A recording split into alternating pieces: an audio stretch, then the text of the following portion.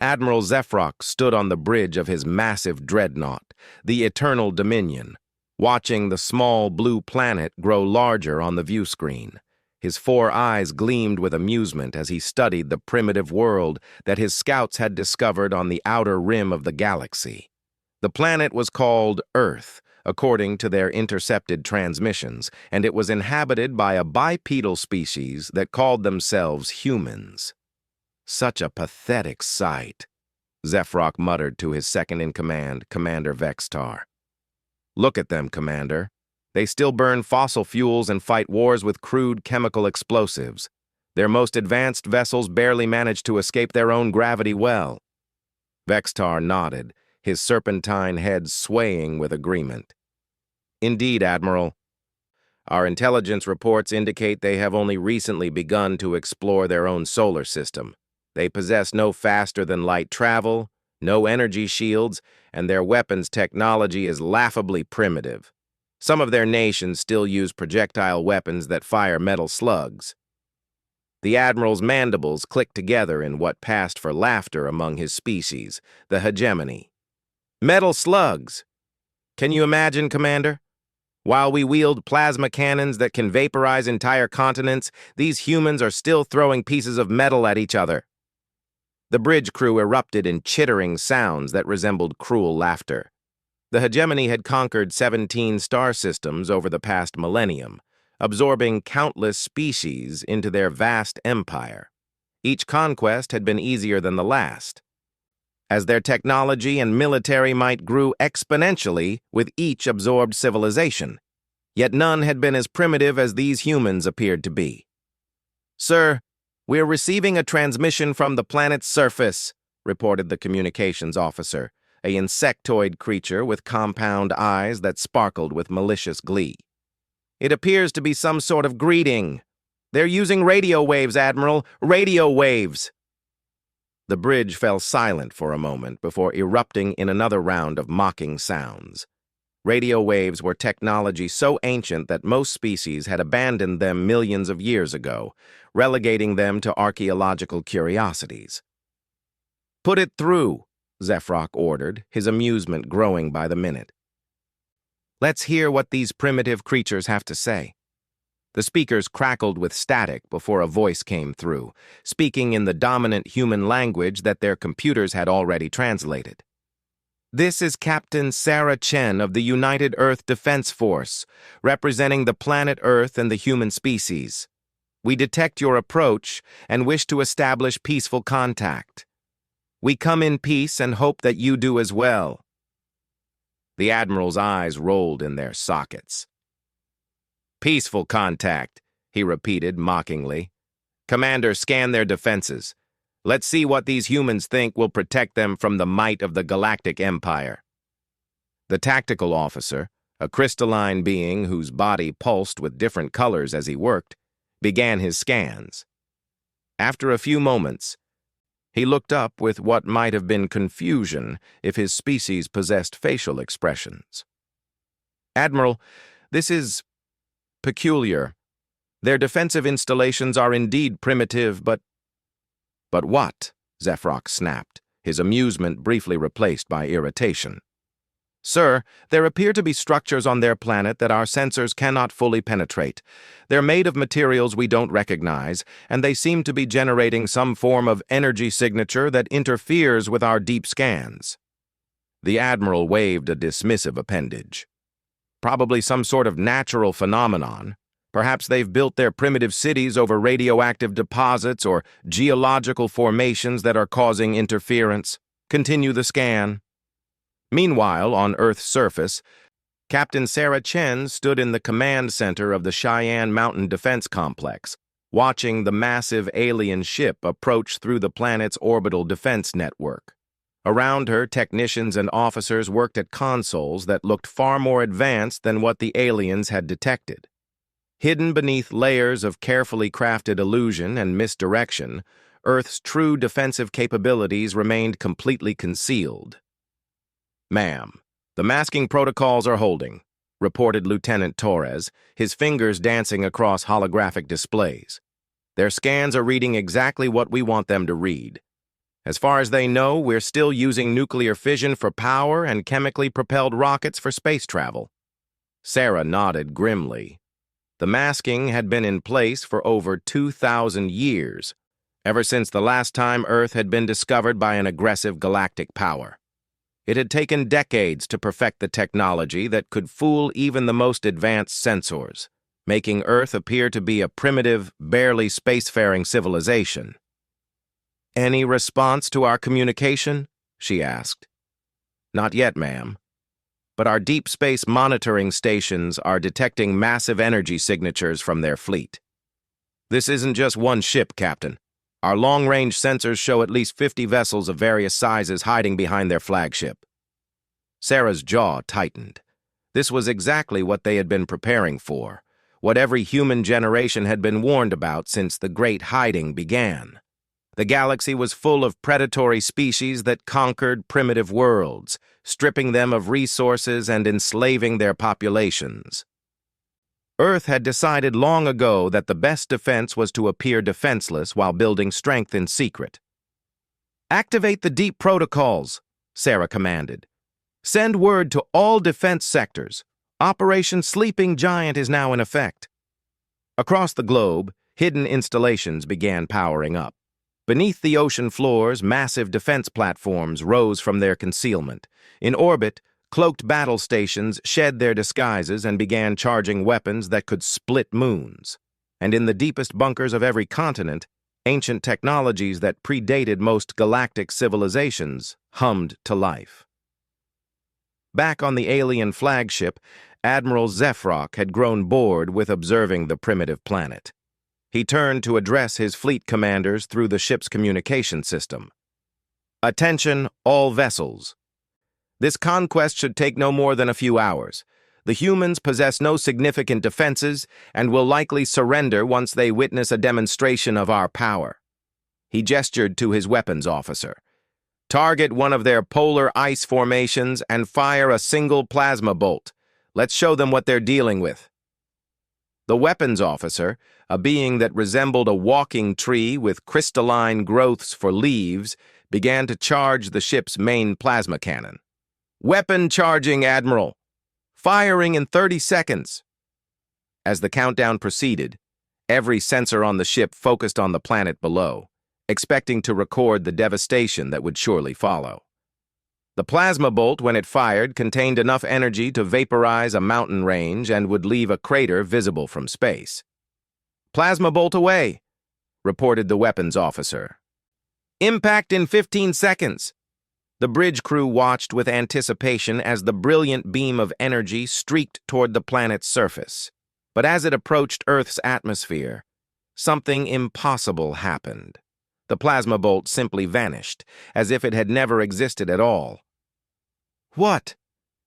Zefrock's voice rose to a shriek.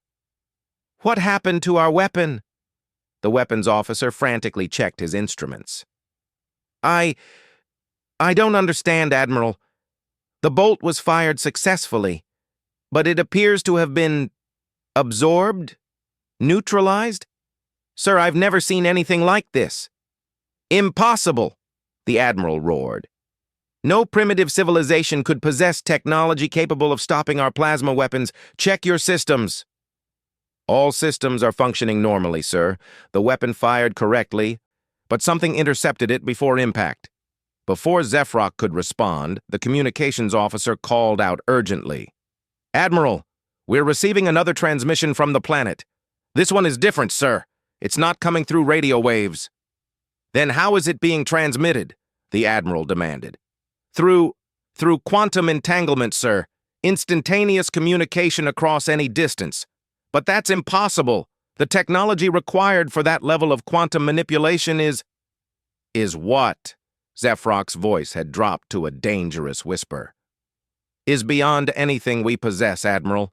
Even our most advanced allies in the core worlds haven't mastered instantaneous quantum communication." The transmission came through with perfect clarity, free of any static or interference.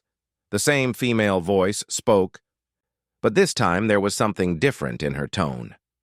Where before there had been hope for peaceful contact, now there was something that sounded almost like pity. "This is Captain Sarah Chen of the United Earth Defense Force. We observed your weapons test against our planetary defenses. We're willing to overlook this act of aggression and offer you one final opportunity to withdraw from our system peacefully. We still prefer to avoid violence, but we will defend ourselves if necessary." The Admiral stared at the view screen in disbelief. Defend themselves? With what? "Commander Vextar, I want a full tactical analysis of this planet. Use every sensor we have. I want to know how they stopped our plasma bolt." As the ship's most advanced scanning systems focused on Earth, the results that came back left the entire bridge in stunned silence. Where before they had detected a primitive world with basic infrastructure, the deep scans now revealed something entirely different. "Admiral," the tactical officer's voice was barely a whisper.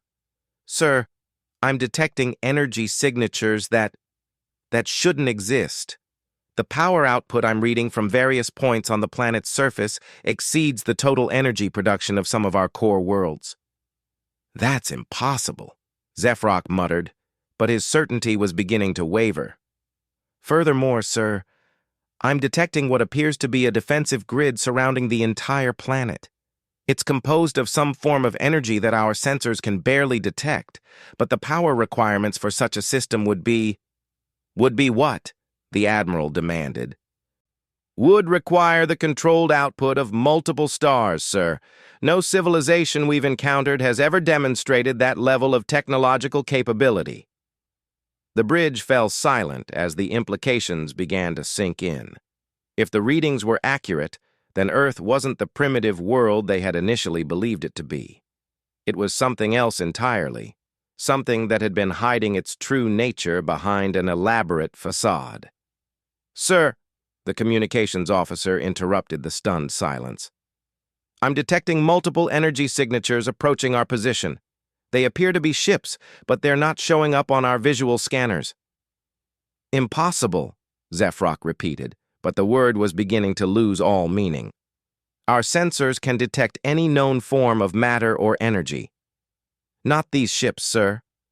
They're composed of materials that seem to exist in a state we don't understand. They're there, but they're also not there." On the main view screen, space began to shimmer around the hegemony fleet. Slowly, as if materializing from nothing, human ships became visible.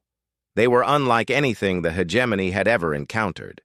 Where alien ships were typically angular and heavily armored, these vessels seemed to flow like liquid metal, their surfaces constantly shifting and adapting. There were dozens of them, each one easily the size of Zephrok's dreadnought, but they moved with a grace that defied physics.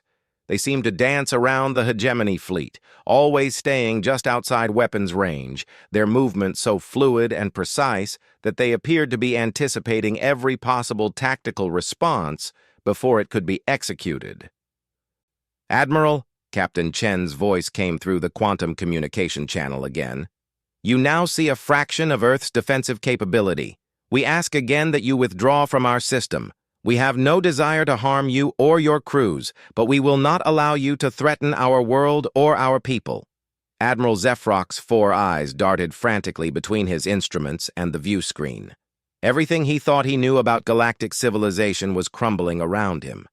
These humans, who should have been conquered within hours, had revealed technology that surpassed anything the hegemony had ever encountered. "Admiral," Commander Vextar whispered urgently, "perhaps we should consider their offer. If their defensive capabilities are as advanced as they appear." "Silence!" Zephrok roared, his pride warring with his growing fear. "We are the hegemony. We have conquered 17 systems. We will not be intimidated by a handful of primitive humans." But even as he spoke the words, Zephrok could see the doubt in the eyes of his crew. The humans had demonstrated technology that shouldn't exist, deployed defenses that had effortlessly stopped their most powerful weapons, and revealed a fleet that moved like something out of a fever dream. And somewhere in the back of his mind, a terrible thought was beginning to form. A thought that would challenge everything the hegemony believed about their place in the galaxy, about their technological superiority, and about the true nature of the species they had chosen to attack. What if these humans weren't the primitive civilization they appeared to be? What if they were something far, far older? Admiral Zefrock's breathing had become rapid and shallow as he stared at the impossible ship surrounding his fleet. His tactical officer continued reporting readings that defied everything the hegemony understood about physics, engineering, and galactic civilization. "Sir, the human vessels are not just avoiding our targeting systems," the crystalline being reported, his body flickering between colors of deep concern. "They appear to be existing in multiple dimensional phases simultaneously. When we target them in normal space, they shift to subspace. When we adjust our weapons to subspace frequencies, they phase back to normal space." "That's theoretically impossible," Commander Vextar whispered. "The energy requirements alone would require technology we've never seen," Zefrock finished grimly. "But here they are, doing the impossible right in front of us." The Admiral's mind raced as he tried to process what he was witnessing. The hegemony had built their empire on the assumption that they possessed the most advanced technology in the galaxy. Their scientists had assured him that their weapons and defenses were millennia ahead of any other known civilization. Yet these humans were making their most advanced systems look like primitive tools. "Open a channel to the human ship," Zefrock ordered, his voice strained. "I need to speak with their commander." The communications officer worked frantically at his console. "Sir, I can't establish a direct channel. Their quantum communication system is so advanced that our equipment can't interface with it. We can only receive their transmissions when they choose to send them." As if responding to his words, Captain Chen's voice filled the bridge once again. "Admiral Zefrock of the hegemony vessel, Eternal Dominion. We can hear your attempts to communicate. We will establish a direct channel now." The view screen shimmered and suddenly displayed the interior of what appeared to be a human command center. Captain Chen stood in the center, surrounded by technology that looked nothing like the primitive equipment they had initially detected. Holographic displays floated in the air around her, showing tactical information with a level of detail and sophistication that made hegemony computers look like ancient calculating devices. But it was the humans themselves that truly shocked Zefrock. Where he had expected to see primitive bipeds struggling with crude technology, he instead saw beings who moved with the confidence of a species that had mastered not just their environment, but the very fabric of reality itself. "Admiral," Captain Chen said calmly, "I believe there has been a fundamental misunderstanding. You approached our world believing us to be a primitive species ripe for conquest. This is inaccurate." Zefrock found his voice, though it came out as barely more than a croak. "What are you?" "We are human," Chen replied simply, "but perhaps not the humans you expected to find." Behind her, Zefrock could see other humans working at consoles that seemed to respond to thought rather than touch. One technician gestured casually at a holographic display, and stars rearranged themselves in real time, showing tactical positions across multiple star systems. Another human seemed to be monitoring energy flows that spanned galactic distances, tracking movements and communications across a network that covered half the galaxy. "You've been watching us," Zefrock realized with growing horror. "You've been watching all of us." "For a very long time, yes," Chen confirmed. "We monitor most galactic civilizations, Admiral. It's necessary for security reasons." "But how?" Commander Vextar stepped forward, his serpentine form trembling with a mixture of fear and fascination. "Our science division assures us that we possess the most advanced sensor and communication technology in the galaxy. We've conquered 17 star systems, absorbed countless civilizations, and incorporated their best technologies into our own." A sad smile crossed Captain Chen's face. 17 systems in 1,000 years. That's actually quite impressive, Commander, especially for a civilization at your current level of development. The casual dismissal hit the hegemony officers like a physical blow. Their greatest achievements, their proudest conquests, were being treated as the accomplishments of children taking their first steps. Our current level? Zephrok's voice rose to a near shriek. We are the most advanced civilization in the galaxy. In the known galaxy, perhaps, Chen replied gently. But, Admiral, there is so much more than what you know. She gestured, and the holographic displays around her shifted to show a map of the galaxy. But this wasn't the galaxy that hegemony charts displayed. This map showed civilizations that spanned thousands of systems, ancient empires that had risen and fallen before the hegemony had even developed spaceflight, and networks of communication and trade that connected distant corners of the galactic spiral arms. This is the galaxy as it truly exists, Chen explained. What you think of as the known galaxy is actually a small cluster of young civilizations on the outer rim. You've been expanding into what we call the nursery sectors. Nursery sectors? Vexatar echoed weakly. Regions where new species are allowed to develop naturally, without interference from older civilizations. Think of them as protected zones, where young races can grow and learn without being overwhelmed by technologies and concepts they're not ready for. The tactical officer's crystalline form had shifted to deep purple, a color that indicated extreme distress among his species. Admiral, if this is accurate, then everything we believed about our place in the galaxy is wrong. We're not apex predators. We're your children, Chen said softly. Very intelligent, very ambitious children who have just discovered that there are adults in the universe. Admiral Zephrok felt something he had never experienced in his long military career. True, bone-deep terror. Not the fear of death or defeat, but the existential horror of discovering that his entire understanding of reality was fundamentally flawed. If you're so advanced, he managed to say, why haven't you contacted us? Why haven't any of these older civilizations made themselves known? Because contact between significantly different levels of development rarely goes well for the younger civilization, Chen replied. We've learned this through bitter experience. When a species develops naturally, it builds the social, philosophical, and ethical frameworks necessary to handle advanced technology responsibly. When advanced technology is simply handed to a younger species, the results are often catastrophic. She paused, and for a moment, something ancient and sad flickered in her eyes. We've seen entire civilizations destroy themselves within decades of making contact with technology they weren't prepared for. Others became dependent, losing their drive to innovate and grow. Some became convinced of their own inferiority and never reached their true potential. So you hide, Zephrok said, beginning to understand. You pretend to be primitive to protect us from you. We hide to protect everyone, Admiral, including ourselves. The communications officer suddenly called out in alarm.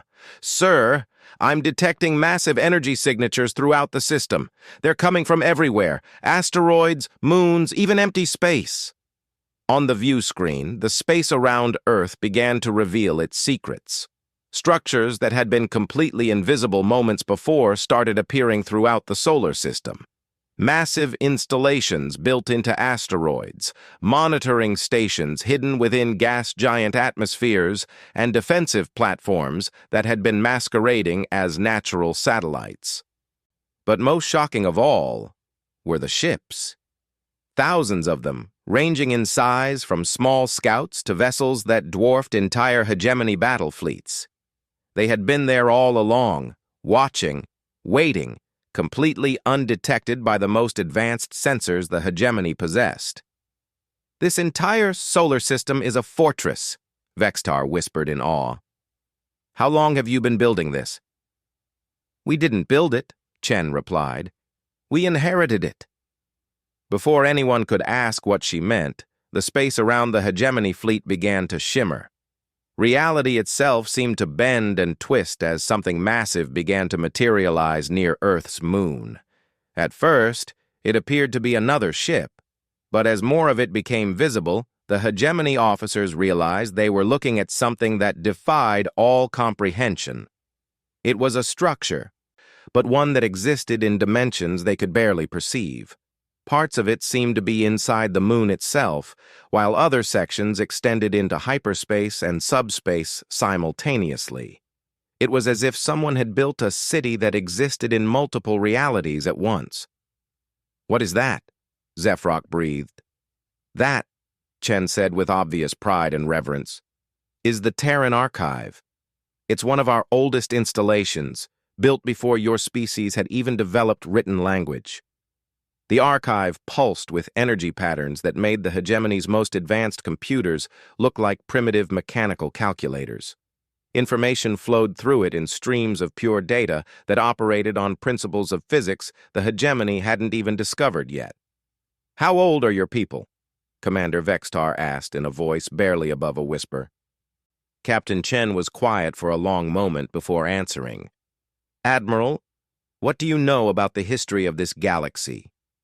"We know that civilization began approximately 50,000 years ago," Zephrok replied, reciting what every school child in hegemony space learned. "The first spacefaring species developed faster than light travel and began spreading throughout the galaxy. Over time, they encountered other species and either conquered them or integrated them into larger empires. That's the history of the current galactic cycle," Chen said gently. "But, Admiral, this galaxy is far, far older than you realize. Civilizations have risen and fallen many times over millions of years. What you think of as the beginning of galactic history is actually just the latest chapter in a story that spans geological ages." She gestured again. And the holographic displays showed images that took the hegemony officer's breath away. Ancient ruins on dead worlds, artifacts of technology so advanced that they seemed like magic, and the remnants of civilizations that had transcended physical existence entirely. "Most of those ancient civilizations are gone now," Chen continued. "Some transcended to higher dimensions. Others simply faded away as they lost interest in physical existence. A few destroyed themselves in wars that reshaped entire galactic arms. But some survived," Zephrok said, beginning to understand where this was leading. "A very few survived. And of those survivors, most chose to withdraw from galactic affairs, becoming observers rather than participants. They watch over the younger species, intervening only when absolutely necessary to prevent galactic catastrophes." The Admiral's 4 eyes widened as the implications hit him. "You're saying that humans are one of these ancient races?" "We're saying that humans are the oldest continuous civilization in this galaxy," Chen replied. "We've been here since before your sun was formed, Admiral. We've watched countless species rise and fall, including some of the civilizations that your people believe were the first galactic powers."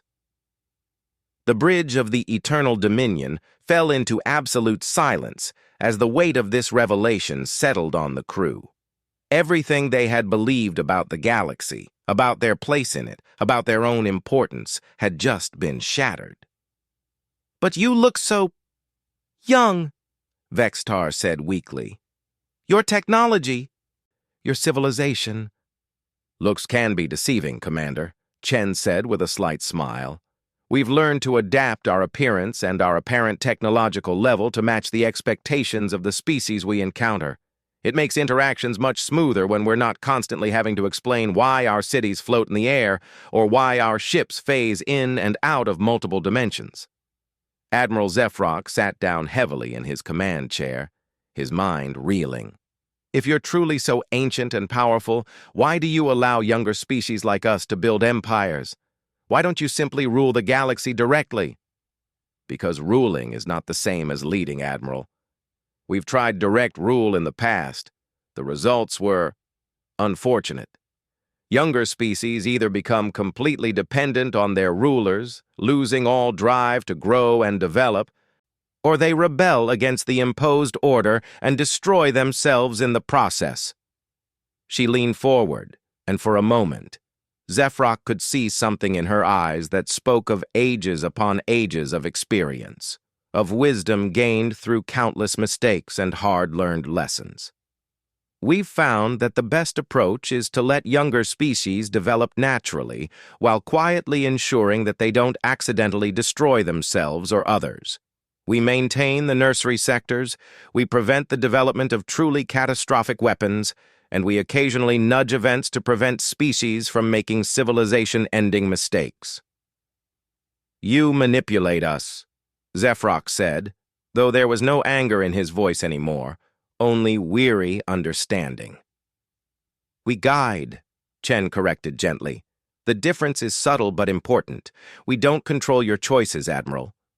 We simply ensure that your choices don't accidentally end all life in the galaxy. The tactical officer suddenly spoke up, his voice filled with something approaching terror. Admiral, I'm detecting additional energy signatures. They're coming from outside the galaxy. On the displays, new contacts began appearing at the very edge of sensor range. These weren't ships in any conventional sense, but rather constructs that seemed to exist as pure energy held together by forces that operated on scales the hegemony couldn't even measure.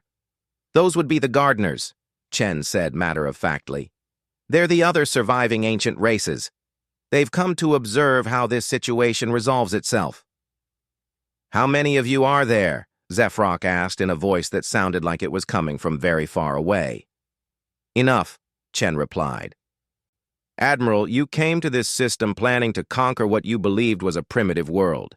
Instead, you've discovered that you've been living your entire civilization under the watchful eyes of beings that are older than your homeworld itself. The question now is, what do you plan to do with this knowledge? Admiral Zephrok stared at Captain Chen's image on the view screen, his mind struggling to process the magnitude of what he had learned. Around him, his crew worked in stunned silence, their instruments detecting impossible energies and technologies that redefined their understanding of what was possible in the universe. What do you want from us? He finally managed to ask, his voice hoarse with exhaustion and shock. Captain Chen studied him for a long moment before responding. That depends entirely on what you want from this encounter, Admiral. You came here with the intention of conquering our world and enslaving our people. Obviously, that's not going to happen. But what happens next is largely up to you. Before Zephrok could respond, the space around Earth began to change once again. The massive archive structure near the moon pulsed with renewed energy, and suddenly, the hegemony sensors were flooded with information. Not weapon locks or targeting data, but something far more overwhelming. Knowledge. Sir, the communications officer reported in a voice filled with awe. They're transmitting data directly to our computers. But this isn't just technical specifications or star charts. This is history, Admiral. The complete history of our galaxy going back millions of years. On displays throughout the bridge, images began appearing that showed the rise and fall of countless civilizations. The hegemony officers watched in fascination and growing horror as they witnessed the birth of species that had ruled vast stellar empires while their own ancestors were still learning to use stone tools. They saw the ethereal dominion, whose mastery of energy allowed them to move stars and reshape solar systems at will. They watched the crystal synthesis, beings of living mineral who had built cities that spanned entire planets and lasted for hundreds of thousands of years. They witnessed the void dancers, creatures of pure thought who had transcended physical form entirely and existed as patterns of consciousness in the quantum foam of space itself. All gone, Admiral Zephrok whispered as he watched empire after empire fade into memory. They're all gone. Not all, Captain Chen said softly. Some chose to leave this dimension entirely, seeking new forms of existence beyond physical reality. Others achieved a form of immortality by merging their consciousness with the fundamental forces of the universe. A few simply decided they had experienced everything this galaxy had to offer and departed for distant cosmoses. "But you remained," Commander Vextar observed. "We remained because someone had to," Chen replied. "When the last of the great ancient civilizations began their final transformation, they realized that if all the elder races departed, the galaxy would be left without any guidance for the younger species that would eventually evolve. Without that guidance, species like yours would inevitably discover technologies that could destroy not just themselves, but entire galactic regions." The displays shifted to show images that made even the hardened military officers of the hegemony recoil in horror. Weapons that could unravel the fabric of space itself. Technologies that turned stars into bombs. Experiments that opened doorways to dimensions filled with entities that consumed reality like food. "The Cascade Wars," Chen explained, noting their reactions. 3 million years ago, a species not unlike yours discovered how to weaponize dark energy. Within 50 years, they had accidentally triggered a chain reaction that destroyed over 10,000 star systems and created a dead zone in the galaxy that still exists today. She paused, letting the implications sink in. "That was when we made our decision. We would remain in this galaxy, watching over the younger species, preventing them from making the same mistakes that had nearly destroyed all life in this cosmic neighborhood." Admiral Zefrock found himself leaning forward despite his fear. "How many species have you guided?" "Thousands," Chen replied simply. "Some, like yours, we've watched develop naturally while ensuring they don't accidentally discover civilization-ending technologies too early. Others required more direct intervention." The displays showed images of species at various stages of development. Some looked almost familiar, resembling races that the hegemony had encountered in their expansion. Others were so alien that they seemed to exist according to completely different laws of physics. The Synthesis Collective, for example, Chen continued, indicating a group of beings that appeared to be made of liquid metal. They developed artificial intelligence to the point where their machines achieved consciousness and began demanding rights equal to their creators. The resulting civil war would have destroyed their entire civilization if we hadn't intervened. "What did you do?" Vextar asked. "We helped them establish the Symbiotic Accords, a framework for biological and artificial consciousness to coexist. Today, they're one of the most stable and prosperous civilizations in their sector. Both organic and artificial beings work together as equal partners, and they've achieved technological advances that neither could have accomplished alone." The Admiral's tactical mind was beginning to grasp the scope of what Chen was describing. "You've been manipulating galactic history for millions of years." "Guiding," Chen corrected again. "We don't dictate outcomes, Admiral. We simply ensure that younger species don't accidentally end their own existence or that of their neighbors. Every civilization still makes its own choices about how to develop, what values to embrace, and what kind of society to build. But surely some species have discovered your existence before now," Zefrock said. "What happened to them?" Captain Chen was quiet for a moment, and when she spoke again, there was something in her voice that spoke of ancient sadness and hard-learned wisdom. "Some species, when they learn the truth about the galaxy's history, become paralyzed by the knowledge. They convince themselves that nothing they do matters, because older, more powerful civilizations are watching over them. These species often stagnate and eventually fade away, never achieving their true potential." The displays showed the remnants of civilizations that had simply stopped. Empty cities on thriving worlds, technologies abandoned mid-development, art and culture frozen in time as entire species lost the will to continue growing. Others react with rage and desperation, Chen continued. They see our guidance as imprisonment and lash out, attempting to destroy what they cannot understand. These conflicts rarely end well for anyone involved. Images flashed of stellar battlefields, of weapons that tore holes in space itself, of species that had destroyed themselves in futile attempts to fight beings whose technology was millions of years more advanced than their own. But some, Chen said, and now there was warmth in her voice, some species learn the truth and choose to grow from it. They understand that being guided doesn't make them less important or less capable. Instead, they see it as an opportunity to learn from the mistakes of those who came before them. And those species? Admiral Zefrock asked, though he suspected he already knew the answer. Those species eventually become guides themselves.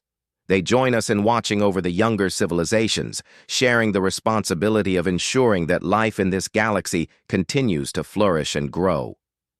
The implications hit Zefrock like a physical blow. You're offering us a choice. We're offering your entire civilization a choice, Chen confirmed. You can return to your empire and continue as you have, knowing now that you exist within a larger framework that ensures your survival and growth. We will continue to watch over you, subtly guiding events to prevent catastrophic mistakes, until your species is ready to learn the truth and make this choice for themselves. She leaned forward, and Admiral Zefrock could see the weight of eons in her eyes. Or, you can choose to grow. You can accept that there is always more to learn, always room for improvement, always new challenges to face. You can begin the long journey toward joining us as guardians of galactic civilization. And if we choose the third option, Commander Vexitar asked quietly, if we choose to fight? Captain Chen's expression didn't change, but somehow the temperature on the bridge seemed to drop several degrees. Then you will lose, she said simply. Not because we want you to, but because you must. Species that choose violence against the galactic order cannot be allowed to threaten the younger civilizations we protect. We would contain your empire, prevent you from expanding further, and wait for your civilization to either mature beyond its aggressive phase or exhaust itself, trying to fight a war it cannot win. She gestured, and the displays showed the hegemony fleet surrounded by human ships that had materialized from what seemed like empty space. But these weren't the elegant vessels they had seen before. These were warships, and even Admiral Zefrock's untrained eye could see that they possessed firepower that could reduce his entire fleet to component atoms in seconds. But we hope, Chen continued, that you will choose wisdom over pride, growth over stagnation. Your species has shown remarkable adaptability and ingenuity in your expansion across 17 star systems. Those same qualities could serve you well as you learn to think on galactic scales rather than merely stellar ones.